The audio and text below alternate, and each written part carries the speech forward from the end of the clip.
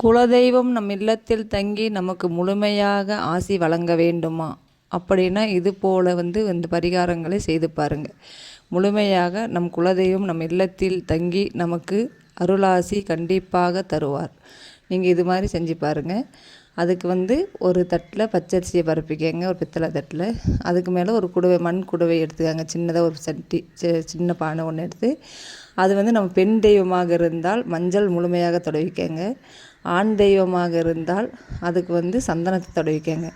நம் குலதெய்வம் எதுவோ அதுக்கு தகுந்தாற் போல் பொட்டு வச்சுக்கங்க. சைவ கடவுளாக இருந்தால் பட்டை போட்டுக்கங்க. நம்ம வைணவ கடவுளாக இருந்தால் நாமத்தை போட்டுக்கங்க. எங்களது வைணவ கடவுளுங்கிறதுனால பெருமாள், அதனால் நான் நாமத்தை போட்டுக்கிறேன். அப்புறம் அந்த சின்ன பாடையில் நம்ம பச்சரிசியை, முனை உடையாத பச்சரிசியை அதில் நிரப்பிக்கணும். ஒரு 3/4 பாகத்துக்காக நிரப்பிக்கணும். அதில் போட வேண்டிய பொருட்கள் என்னென்னு பார்க்கலாம். ஜாதிக்காய் 3, 1 ரூபா காயின் ஒரு 7, அதுக்கப்புறம் ஏலக்காய் ஒரு 7, அதுக்கு பச்சை கற்பூரம், லவங்கம் ஒரு 7. இதை நம்ம எடுத்துக்கணும். இதில் ஒரு மஞ்சள் நிற துணியில் நம்ம இது எல்லாத்தையும் போட்டுக்கணும். ஒரு மஞ்சள் நிற துணியில் நம்ம எல்லாத்தையும் போட்டு, இது ஒரு சிறிய மூட்டை மாதிரி எல்லாத்தையும் போட்டு நம்ம கட்டி அதுக்குள்ளேயே வைக்கணும். முதல்ல காயின் 7 காயினையும் எடுத்து போட்டுக்கோங்க. அதுக்கப்புறம் எண்ணி போடுங்க. அந்த காயின் நம்ம முதல் வச்சுருந்தாலும் பரவாயில்ல, அதை நல்லா சுத்தமாக கழுவிட்டு ஒரு 7 காயின் அதை நம்ம 7ஆக எடுத்து போட்டுக்கிட்டு, அதுக்கு மேலே ஏலக்காய், ஜாதிக்காய், லவங்கம், காயின் இதை ஒரு சிறிய மூட்டை மாதிரி கட்டிக்கோங்க. இதை கட்டி நம்ம அந்த பானைக்குள்ளேயே வைக்கணும். அதிலே வச்சு நம்ம 3/4 பாகத்துக்கு மட்டும்தான் அரிசி நிரப்பிக்கணும். ஏன்னா இந்த மூட்டை வச்சாக்கா மேலே இதாகக்கூடாது. அதனால் அந்த 3/4 பாகத்துக்கு அரிசி நிரப்பி அது ஒரு சிறிய மூட்டை மாதிரி கட்டி அதுக்குள்ளேயே வச்சுக்கோங்க. அதுக்கப்புறம் அது மேலே நம்ம ஒரு சின்னதாக ஒரு தட்டு வச்சுக்கலாம். இல்லைன்னா ஒரு பித்தளை தட்டு அல்லது நான் ஒரு மண் தட்டு, அது மாதிரி ஏதோ ஒன்று வச்சுக்கலாம். அது மேலே வச்சு அது நம்ம அதுக்கு மேலே காயின்ஸை அடுக்கி வைக்கணும். அந்த தட்டுக்கு மேலே காயின் எந்த காயினாக இருந்தாலும் சரி, 5 ரூபாய் காயினாக இருந்தாலும் சரி, 1 ரூபாய் காயினாக இருந்தாலும் சரி, நமக்கு எந்த காயின் கிடைக்குதோ அந்த காயினை நம்ம அந்த தட்டு மேலே வச்சு எல்லாத்தையும் ஒன்று ஒன்றாக அடுக்கி வைக்கணும்.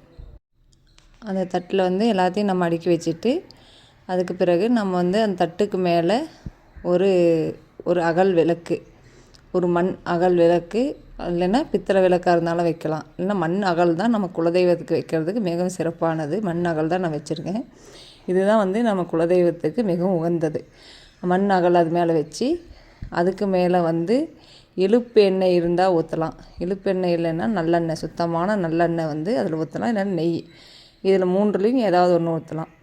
இந்த இலுப்பெண்ணெய் கிடச்சி ஊற்றுனீங்கன்னா மிகவும் சிறப்பான நமக்கு பலன் கிடைக்கும். அதை ஊற்றி நம்ம அதுக்கு ஒரு திரி போட்டு நம்ம அதுக்கு தீபம் ஏற்றணும். தீபம் ஏற்றிட்டு பிறகு நம்ம அதுக்கு மேலே ஒரு பூக்கள், துளசி இது மாதிரி நமக்கு அடுக்கி நம்ம தூவி விட்டுட்டு ஒரு தட்டுக்கும் நம்ம பூக்காலால் அலங்காரம் செஞ்சுக்கணும். இந்த மாதிரிலாம் அலங்காரம் செஞ்சு அந்த தீபத்தை நம்ம ஏற்றி வச்சு நம்ம குலதெய்வத்தின் முன்னாடி வச்சு நமக்கு என்ன கோரிக்கையோ அந்த கோரிக்கையை நம்ம இறைவன்கிட்ட நம்ம முழுமையாக சொல்லலாம்.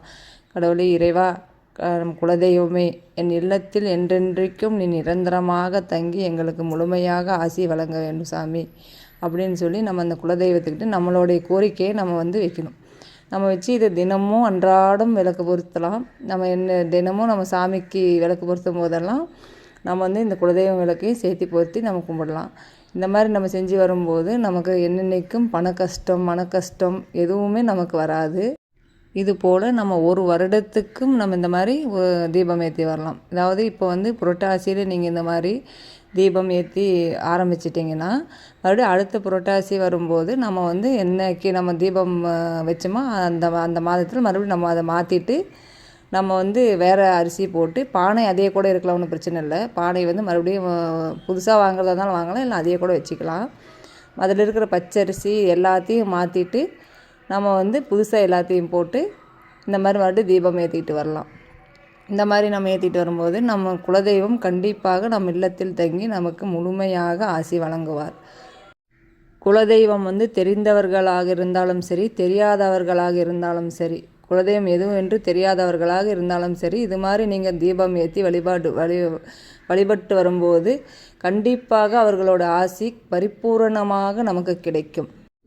உங்களது பெண் தெய்வமாக இருந்தாலும் சரி, ஆண் தெய்வமாக இருந்தாலும் சரி, இது மாதிரி நீங்கள் வழிபாடு மேற்கொள்ளும் போது கண்டிப்பாக நம் குலதெய்வம் நம் இல்லத்தில் தங்கி நமக்கு முழுமையாக ஆசி வழங்குவார். நம்ம என்ன வேண்டுமோ அது கண்டிப்பாக நடக்கும். நம் குலதெய்வம் நம் கூடவே துணையாக நிற்கும். எத்தனை தெய்வங்கள் இருந்தாலும் குலதெய்வம் கூட இருக்கிற மாதிரி இருக்காது. குலதெய்வம் நமக்கு எப்பயும் நம் கூட இருக்கணும்.